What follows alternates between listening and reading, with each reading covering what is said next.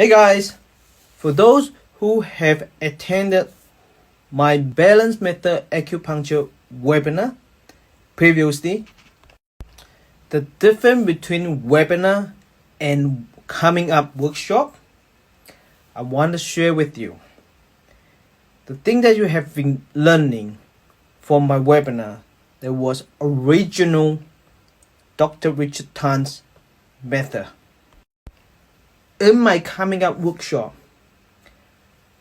I add on structural imbalance. So for the original, we balance the 6 meridian, 6 organs, but never balance the structural imbalance. Then I also add on manipulation techniques. Once I add on those two, this is how I figured it out how to get tinnitus, ringing in the ears, and loss of hearing ability to get instant relief. And this is how I get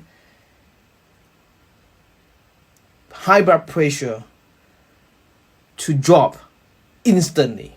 So contact us and join the workshop today.